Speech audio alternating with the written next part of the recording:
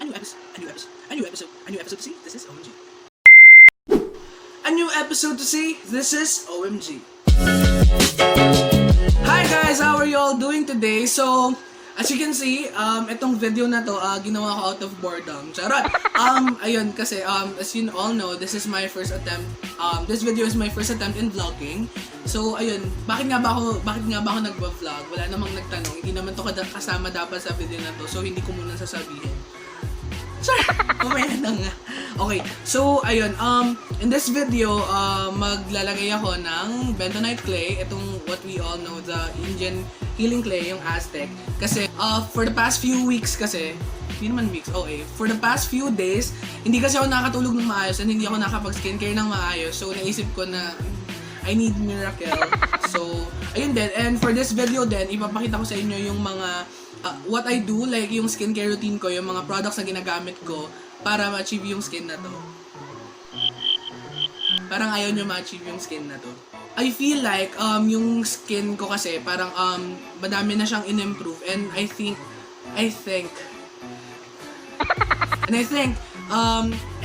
important na i-appreciate natin lahat ng achievement or lahat ng improvement na nagagawa din sa skin natin. Kasi, yung skin's far from being perfect. Pero, I think na, from the past few years, malaki na yung in-improve niya. Dahil nga, ayun nga, dahil sa mga products na ginagamit ko or mga products na nagamit ko before. So, ayun, yung skin ko kasi, it's from this to this. Ayun nga, so let's proceed to the application of this Indian healing clay muna. So for this, ang ginagawa ko lang naman, since ako lang naman yung maglalagay, kunin ko muna yung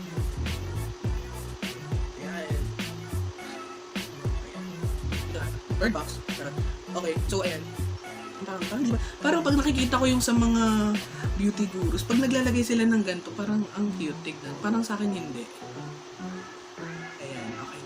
Ayan, so ayun, for this kasi, naghahalo lang ako ng 2 to 3 tablespoon. Yes, gumagamit ako ng kutsara ng ganito. Siguro mga 2 lang since ako lang naman. Kasi madaming sobra talaga pag ako naglalagay. Hindi ko rin alam. Ang dami-daming nasasayang. Ang dami ko sinasabi. Okay, tapos ayun, nahaluan ko din ng water. Kasi before, I tried using apple cider vinegar. Pero, as far as I have seen, ano ba yung grammar? Basta, based sa mga experience, based sa experience ko, okay naman din siya, pero parang masyado siyang mahapdi sa mukha, and then, hindi ko naman masyadong makikita yung properties na dapat ibinibigay ng ano. I mean, gets naman okay din naman siya, pero ewan ko, mas gusto ko kasi yung water kasi para madlam sa skin ko, and then it's as far as I'm concerned nga, okay, pareho lang din naman sila ng effects so far. Kasi may iba rin naman akong ginagamit para sa pang-cleanse ng mukha ko mismo. So, ayun. Ayan, liwaliw lang to, ganyan, 1, 2, 3 ml lang, ganyan. Okay. Ayan, feeling ko okay na yung dalawang kutsara nito, tablespoon. Tapos, ayun, yung nilagay ko lang talaga siya sa legit lang. Kailangan masanay akong tumingin sa camera. Shit, hala. Parang pulbur. Okay, tapos, ayun, nahaluan ko lang din ng water. So, ayun. Parang magawa ng bahay, magkakarpintero, ganun.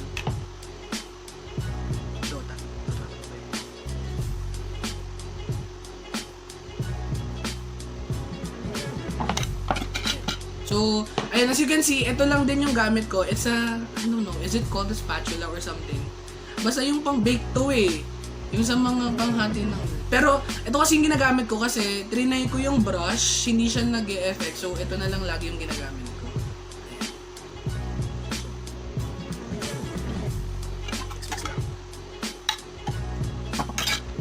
Sa'yo magalo ng semento. Ano yung kahit gaano ka ka-mature?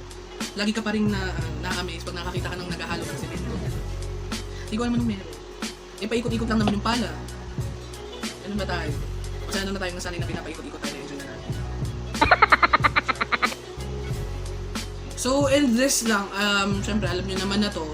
Bakit ba ako nagbibigay ng tips? Alam nyo naman na to. So, ayun lang, tip para sa sarili ko. I need to make sure na hindi siya magbubuo-buo pag hinalo ko na siya sa water. Kasi, mahihirapan siyang ilagay sa mukha. Ang hirap niyang ilagay sa mukha. Ganun. Tapos parang ang tagal niyang matuyo, ganun.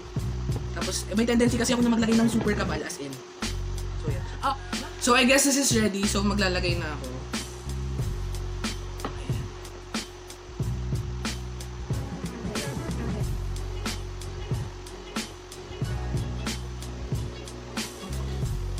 Shoot ha.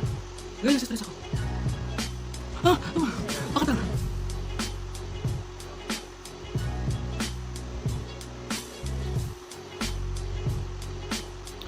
So, ewan ko, for me kasi parang mas maganda na ito yung pinangaano. Kasi pag brush, ewan ko, nahirapan talaga ako. Parang hindi siya kumakapit. Mas kumakapit siya dun sa brush. Hindi siya kumakapit sa mukha ko. Pwede mo na.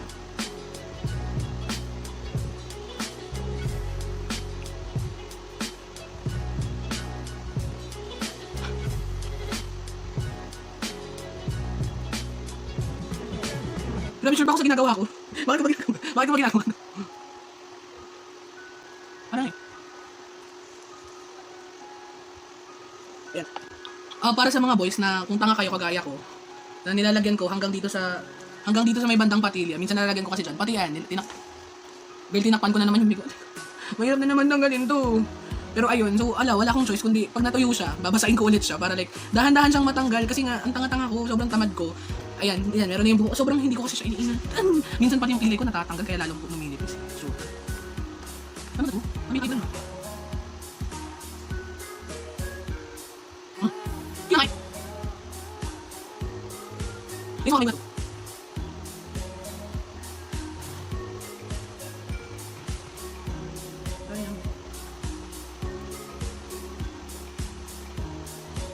Yung noo pa naman yung pinaka anong part sa umpang ko. Parang ang tanda-tanda na ng noo ko. Kasi lagi akong nakasma. Ay, ano ba? So, medyo ngayon ko lang na-realize na hindi ko masyadong pinag-isipan itong vlog na to. Kasi bakit ako nag-ganito? Kasi hindi ako makakasalita ng maayos mamaya. So, good luck.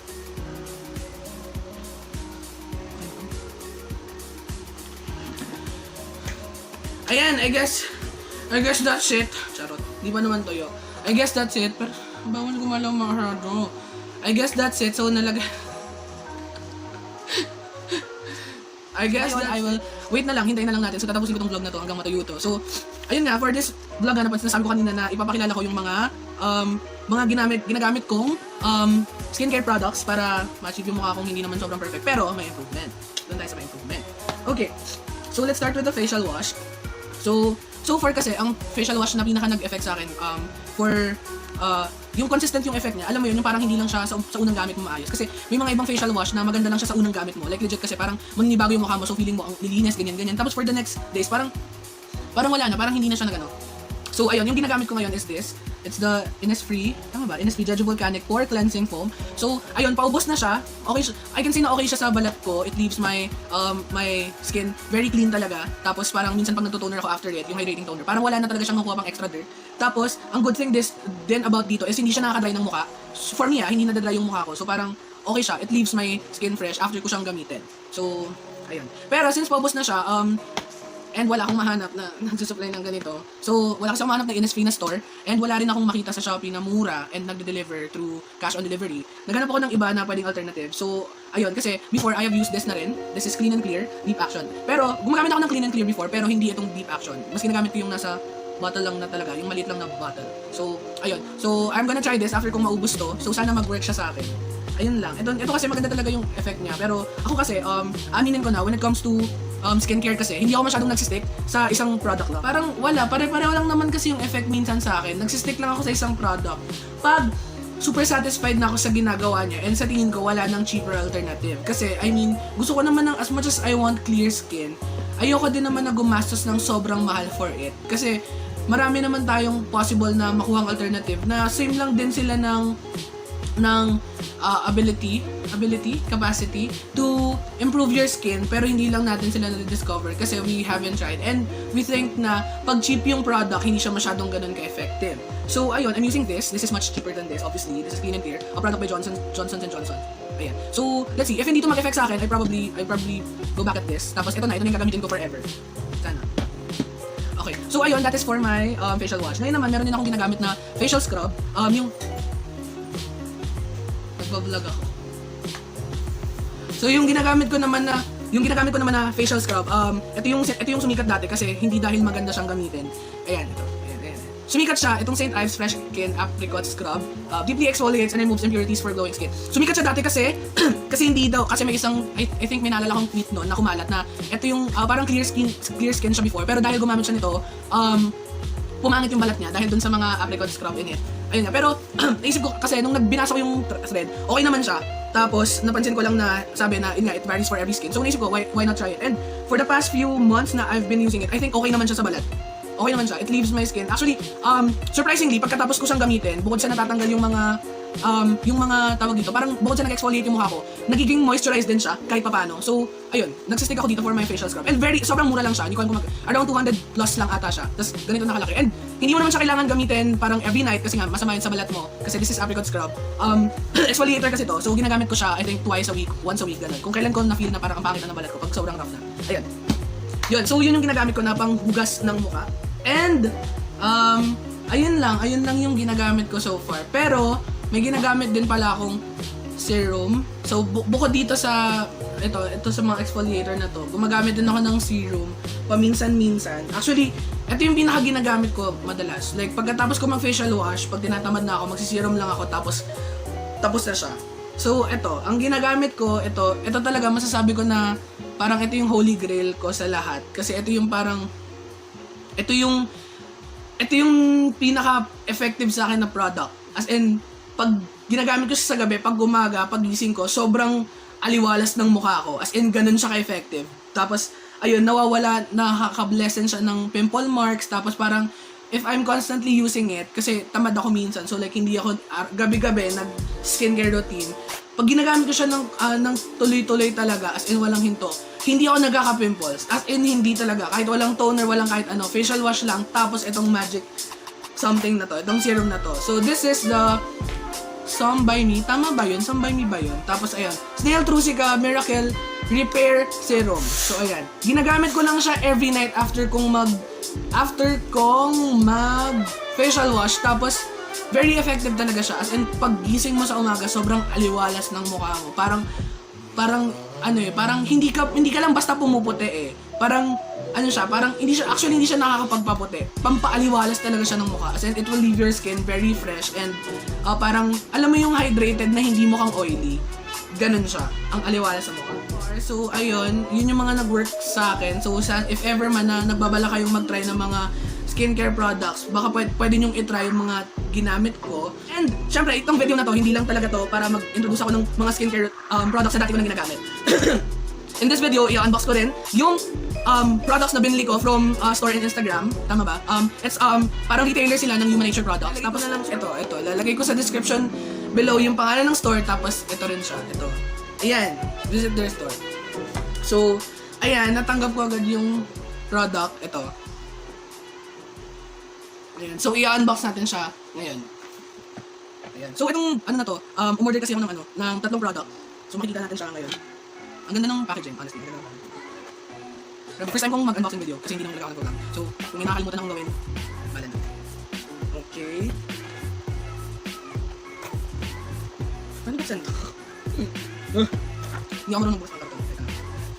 Talagang hindi ako batang Shopee kasi hindi ako naka-unbox ng maraming mga bagay-bagay. Ano ba yung ginagawa ko? Ginagawa mo! Okay, so ayan. Buksan ko na siya. Achievement. Ayun. Okay, so ayan. Ito yung laman ng box niya. So,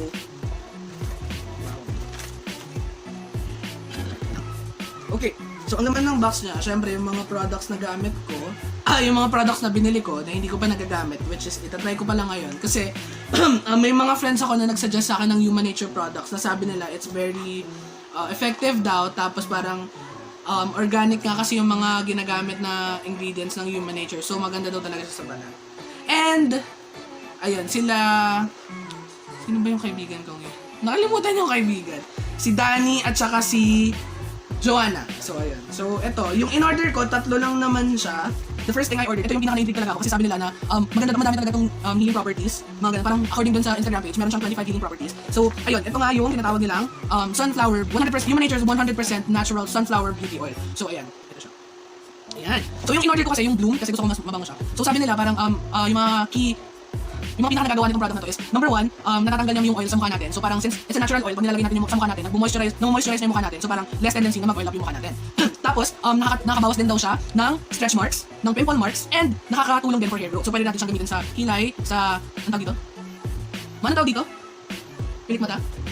Eyelashes. Sa eyelashes. Tapos pwede rin sa mga, ayan, pag receding hairlines na, kagaya ko, ayan.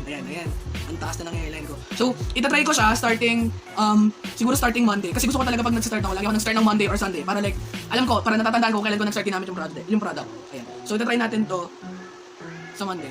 Itatry natin sa Monday or sa Sunday. Okay. So, next naman, ito naman yung dalawa pang in-order ko. So, wait lang, open ko lang.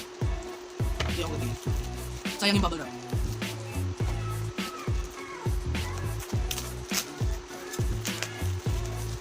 Ayan. Parang babasagin ata ito. Kaya naka-bubble wrap. Wala mo, naman babablock dito. So ito muna, ito yung sunod kong in-order. This is, dito nilagay, tapos doon na to. Human Nature Acne Defense Gel. So ayun, ito naman, T3, may friend ako na gumagamit na neto before, tapos ngayon ko lang siya itatry kasi nung before na pinagamit niya sa akin, effective siya, as in parang within a day, parang overnight lang, natanggal agad yung pimples ko, like natuyo siya and nag-stop siya. So parang it's a quick remedy, pag kunyari ngayon, nagka-pimple ka, tapos tomorrow meron kang mahalagang kikitain, may meeting ka, makipagkita ka sa crush mo, kung sino mga friends mo, lalabas ka, first time mo lumabas, ganyan. So, effective daw siya, and effective siya nung tinry ko. So ngayon, bumili ako nito para maging, para i-try ko talaga siya ng consistent, if ever man na, yun nga, minsan kasi nagkakaroon ako bigla-bigla ng tigyawat dito, sa bigote, sa balbas na part doon. Okay. So, lalabas ko siya sa box. Ang hirap naman, ang complicated naman ang box na yun. Babas.